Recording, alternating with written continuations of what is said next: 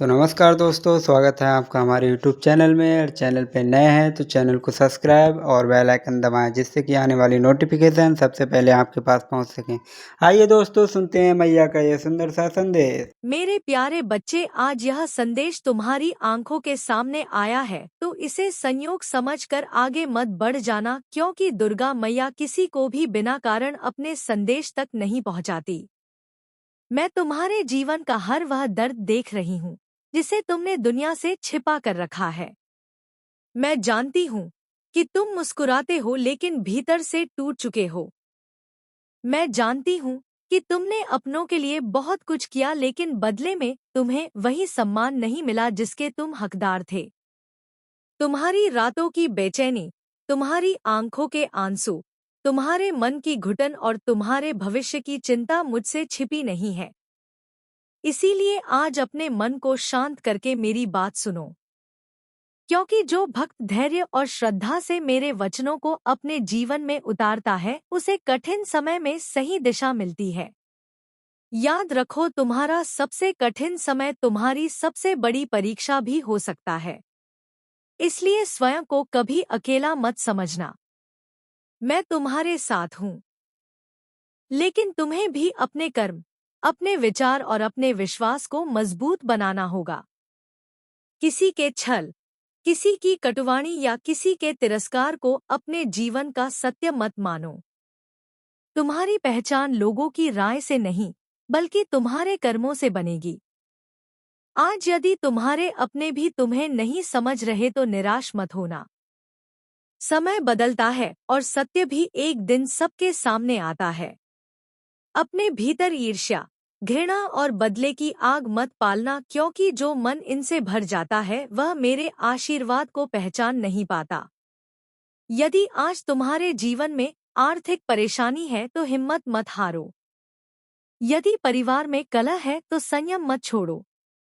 यदि स्वास्थ्य कमजोर है तो विश्वास मत खो। यदि मेहनत का फल देर से मिल रहा है तो कर्म करना मत छोड़ो, क्योंकि मैं हर उस भक्त के साथ चलती हूँ जो हार मानने के बजाय प्रयास करना चुनता है। आज मैं तुमसे केवल इतना चाहती हूँ कि तुम अपने जीवन में एक अच्छा कार्य किसी न किसी के लिए अवश्य करो। किसी भूखे को भोजन दो, किसी दुखी को सांत्वना दो, किसी बुजुर्ग का सम्मान करो, किसी असहाय की सहायता करो। मेरे प्यारे बच्चे, मेरे सबसे प्यारे बच्चे, आज मैं स्वयं दुर्गा मैया जगदम्बा शक्ति स्वरूपा तुम्हारी रक्षा के लिए तत्पर हूँ।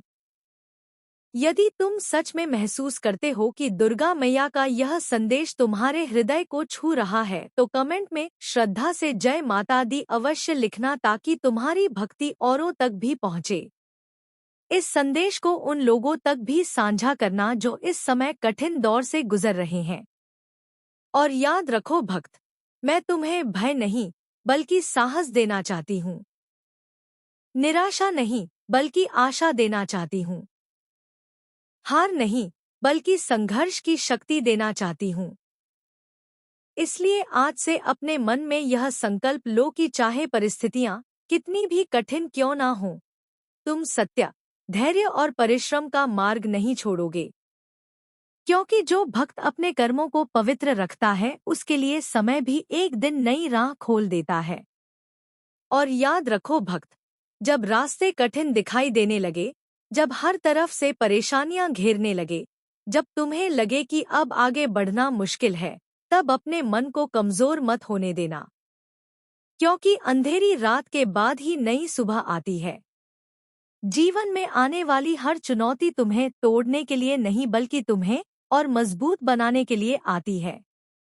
मैंने तुम्हें संघर्ष इसलिए नहीं दिए कि तुम हार जाओ, बल्कि इसलिए दिए हैं ताकि तुम्हारे अंदर छिपी हुई शक्ति को तुम पहचान सको।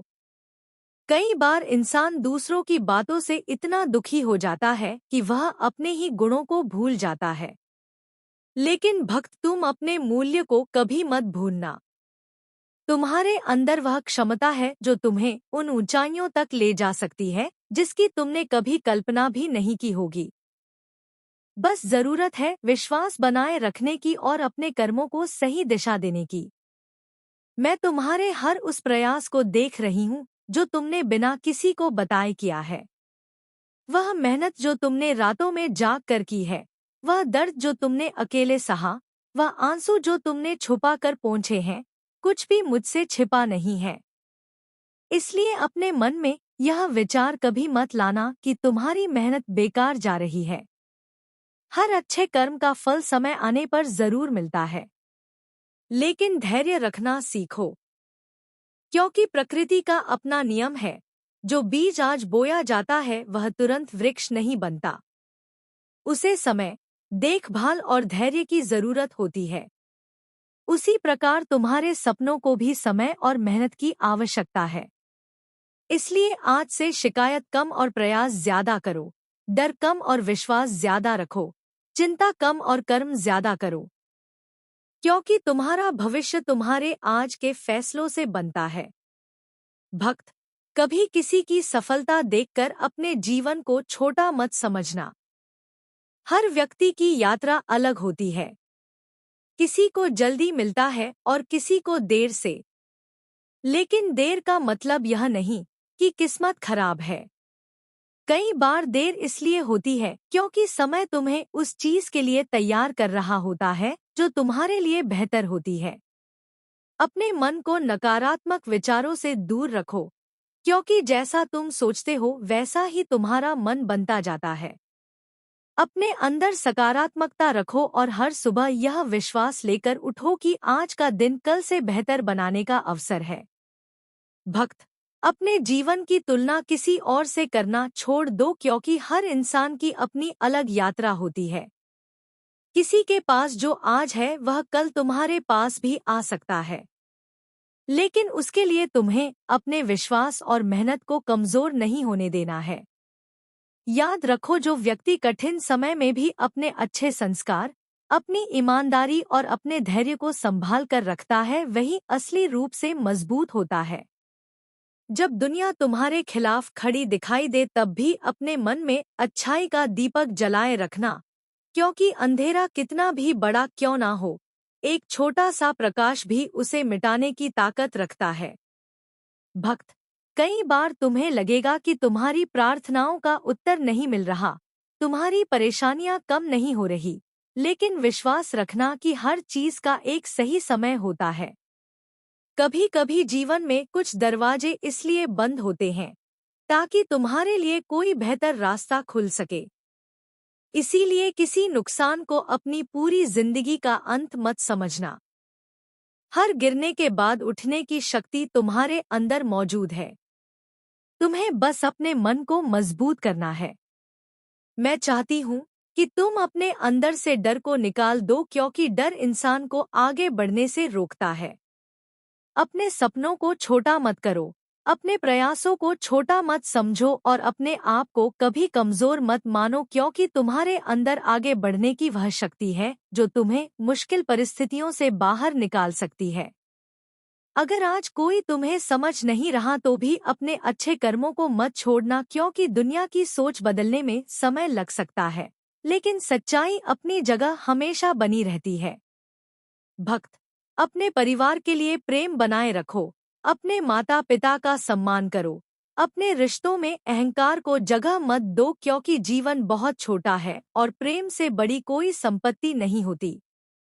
जो व्यक्ति दूसरों के लिए अच्छा सोचता है उसके मन में हमेशा शांति बनी रहती है। आज अगर तुम्हारे मन में कोई दर्द है तो उसे अपने भीतर दबाकर मत रखो। उसने तेरे बच्चों के नाम से गुड़ की डली बांधी है और पीपल की जड़ में दबा दी है। वो अब सीधा हमला नहीं करती, वो आत्मा पर वार करती है। अब तू सोच, क्या कुछ समय से तेरी तबीयत कमजोर नहीं हो रही? क्या कभी कभी तुझे चक्कर नहीं आते? क्या कभी ऐसा नहीं लगता कि घर में कोई और मौजूद है? अदृश्य पर शक्तिशाली वो तांत्रिक अब तेरे घर की दहलीज पार कर चुका है। उसका पहला मंत्र अशुभ प्रवेश था और अब उसका दूसरा मंत्र ग्रह बाधा है। तेरे घर में क्लेश बढ़ेगा, तेरे अपनों से तकरार होगी, छोटी छोटी बातें झगड़े बने, यह कोई संयोग नहीं है। मेरे बच्चे, यह योजना है एक विध्वंस की योजना और उसकी सूत्रधार है वो औरत जो तुझसे रोज मुस्कुरा कर बात करती है। तू पहचान सकता है उसे क्योंकि जब तू कुछ अच्छा करता है वो चुप रहती है। वो बधाई नहीं देती, नजरें फेर लेती है क्योंकि उसके दिल में तेरी सफलता की चुभन है। और अब सुन, उसने तांत्रिक को तेरे घर की एक चीज दी है। वह चीज तुझसे जुड़ी है। बहुत गहराई से वह चीज हो सकती है तेरी फोटो, तेरे बच्चे का स्कूल बैग या फिर वह कपड़ा जो तू अक्सर पहनता है। अब वो तंत्र में बदल चुका है। वो तेरे खिलाफ मंत्रों में झोंका गया है। तू अब भी नहीं मानता तो कल रात सपने में जो साया आया था वो क्या था? जो चेहरा तेरे सामने अचानक चमका और तू डर के पसीने में भीग गया, वो कौन था? वो तांत्रिक नहीं था, वो भविष्य था। तेरा भविष्य जो अब धुंध में खोने को है। अब ध्यान से सुन, मैं काली हूँ। तेरी रक्षा तभी कर सकती हूँ जब तू सच्चाई स्वीकार करेगा। क्योंकि तांत्रिक और वो औरत अब तीसरे चरण में प्रवेश कर चुके हैं। और तीसरा चरण है तेरे रिश्तों को काटने का। अब तेरे दोस्त दूर होंगे, परिवार में शक पनपेगा, संतान तेरे सामने होते हुए भी दूर लगने लगेगी क्योंकि यही है उनका अगला वार और वो औरत अब भी तेरे आसपास है। अब भी वो वही बातें कर रही है।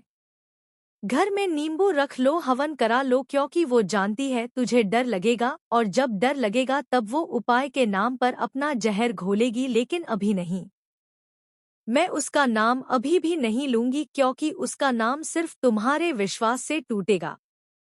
मेरे बच्चे, अब मैं तेरे भीतर की आग को जगा रही हूँ क्योंकि तेरे चारों ओर फैल चुका है अंधकार का जाल जिसे तेरे भोलेपन ने देखा ही नहीं, जिसे तेरी मासूमियत समझ ना सकी। पर अब तू देख, उस औरत ने जो किया उसका फल अब तुझे दिखने लगेगा। उसने तेरे घर की हंसी छीनने की कसम खाई है और अब उसकी हर रात सिर्फ तुझे गिराने के लिए जागती। वो तांत्रिक अब हवन नहीं कर रहा, अब वो यज्ञ में नहीं बैठता, अब वो सीधे प्रेत बाधा के मंत्र जप रहा है। वो मंत्र जिनका असर दिखता नहीं, महसूस होता है। अब तू कहेगा माँ कैसे पहचानूं उस असर को? तो सुन मेरे लाल, कभी कभी बच्चों का चेहरा सुना लगता है, कभी तेरे हाथों से चीजें बार बार गिरती हैं, कभी घर की घड़ी रुक जाती है बिना कारण। यह तंत्र के संकेत हैं। यह रुकावटें सामान्य नहीं, यह योजनाएं हैं। अब मैं तुझे उसकी अगली चाल बताती हूँ। वो औरत अब दया का मुखौटा पहन चुकी है। अब वो तेरे घर आकर पूछेगी तबीयत कैसी है, बच्चे क्यों सुस्त दिखते हैं। तू समझेगा यह चिंता है, लेकिन यह चिंता नहीं, यह पुष्टि है। वो देखना चाहती है कि तांत्रिक का वार काम कर रहा है या नहीं। अब तू उसका चेहरा देख। उसकी आंखों में एक ठंडी चमक है। बिना अपनापन, बिना दया वो देखती है लेकिन महसूस नहीं करती क्योंकि अब उसमें ईर्ष्या का भूत बैठा है। तेरे घर के मंदिर में जो घंटी थी अब वो भी कभी कभी नहीं बजती। तेरा मन पूजा में नहीं लगता। क्यों? क्योंकि तांत्रिक अब मन हरण मंत्र कर चुका है। यह मंत्र तुझे तेरे ईश्वर से तोड़ देता है और जब तू ईश्वर से टूटता है वह दोनों और मजबूत हो जाते हैं।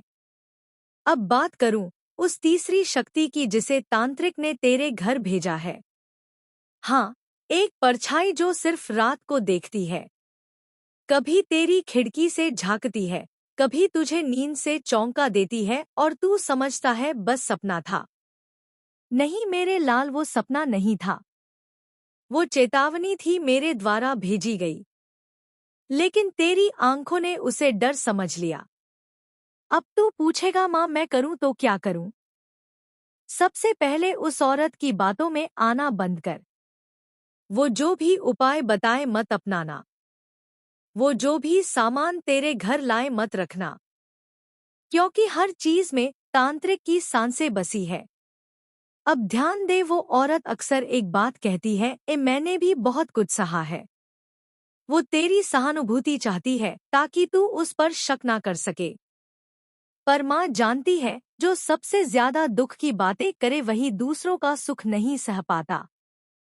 और सुन, तेरे पड़ोस के घर से जो बार बार मांसाहारी गंध आती है, वो केवल खाना नहीं है, वो बलि है जो तांत्रिक ने दी है।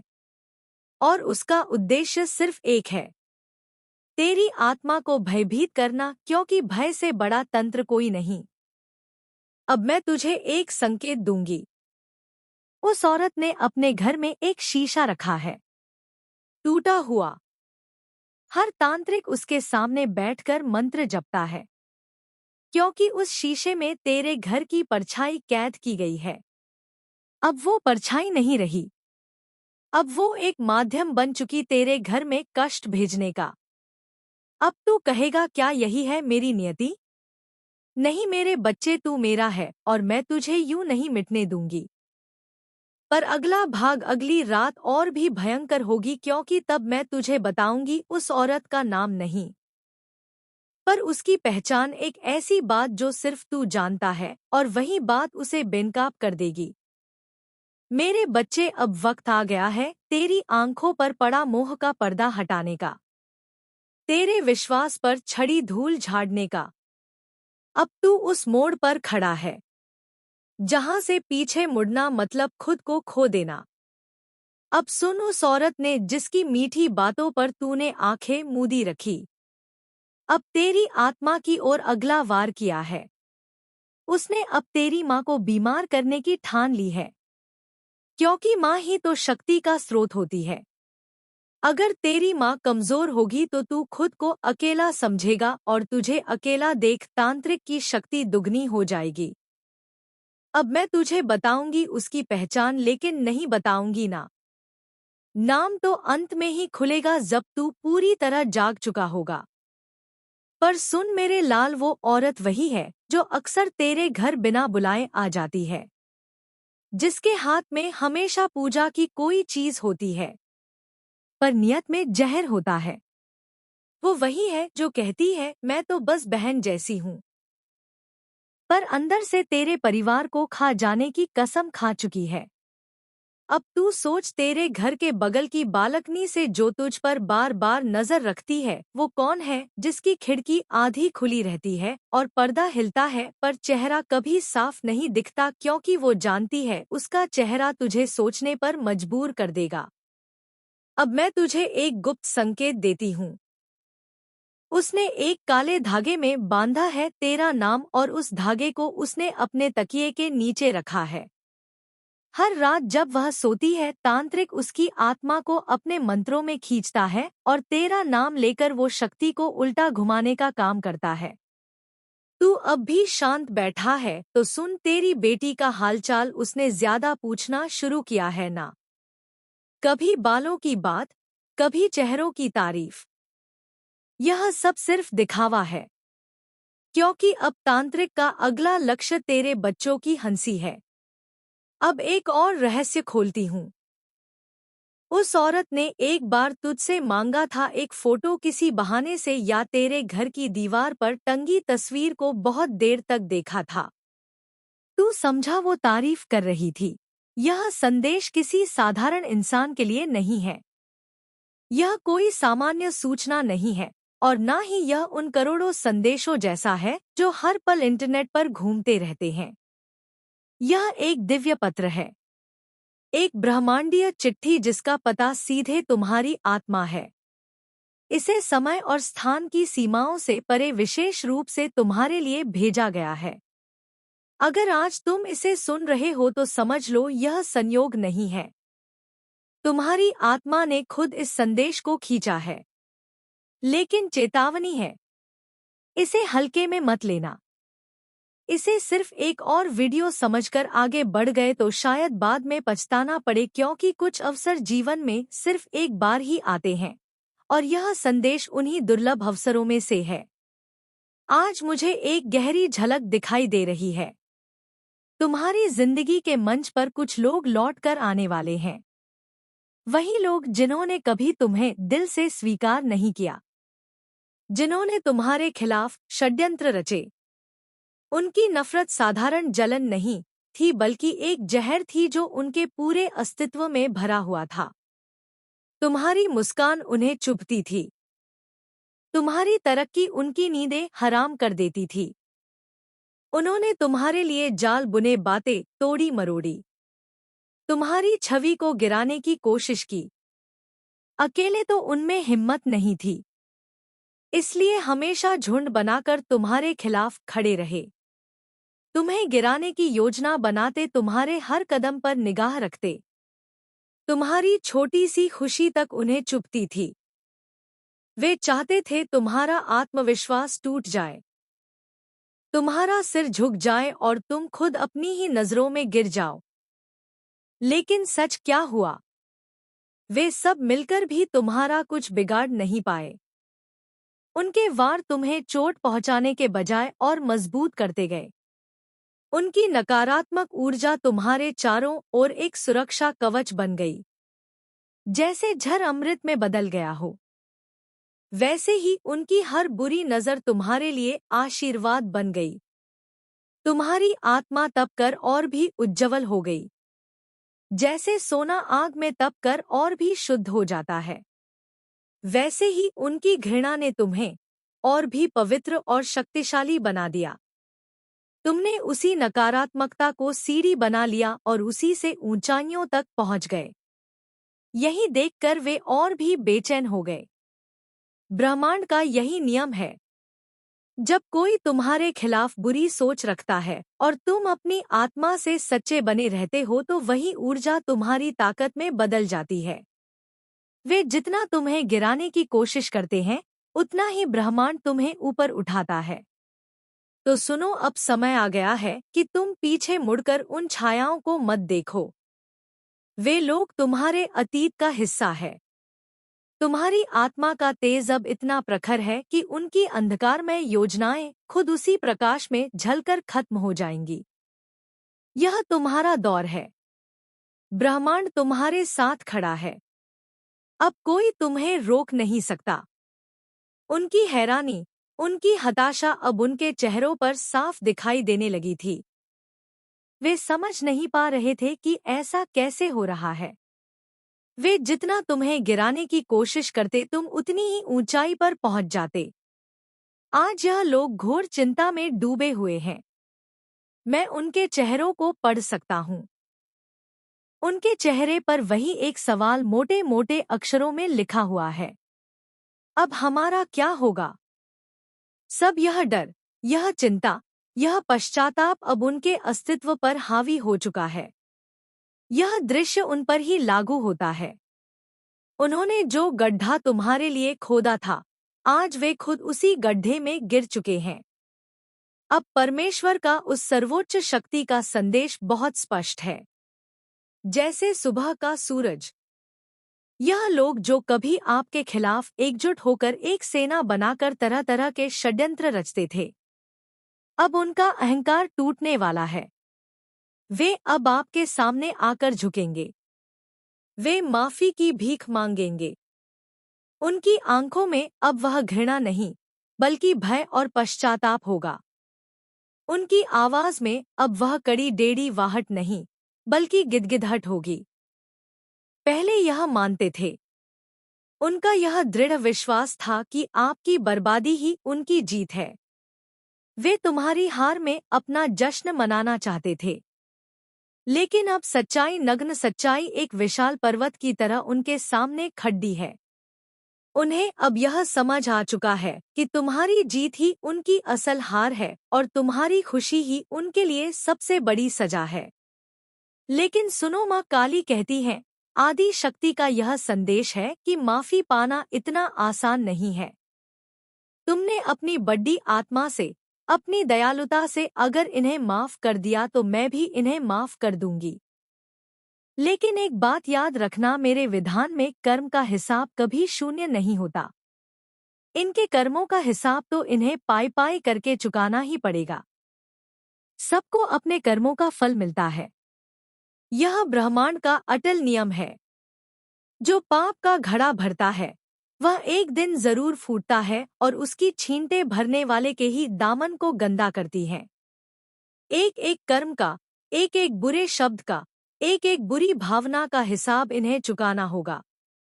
आपके जीवन में बहुत जल्द, मैं फिर दोहरा रहा हूँ, बहुत जल्द ऐसे लोग आएंगे जो एक बार नहीं बल्कि बार बार सहस्त्र बार आपसे माफी मांगेंगे। उनकी आत्मा उन्हें तब तक चैन नहीं लेने देगी जब तक तुम उन्हें क्षमा ना कर दो। यह वही लोग हैं, जरा याद करो, यह वही चेहरे हैं जिन्होंने ना जाने कितनी बार आपको अपना निशाना बनाया, आपको टारगेट किया, तुम्हारी राहों में कांटे बिछाए, हर बार कोई ना कोई बुरी योजना बनाई। मुझे यहाँ तक दिख रहा है ऊर्जा के स्तर पर कि यह लोग आपके खिलाफ सिर्फ मानसिक या सामाजिक हमले ही नहीं कर रहे थे, वे आपके खिलाफ स्पिरिचुअल अटैक्स तक करते रहे। काली ऊर्जा, नकारात्मक मंत्रों और बुरी नजरों का प्रयोग किया गया ताकि तुम्हारी प्रगति रुक जाए, तुम्हारी ऊर्जा का स्रोत सूख जाए, यहाँ तक कि आपके वाहन तक को नहीं छोड़ते थे।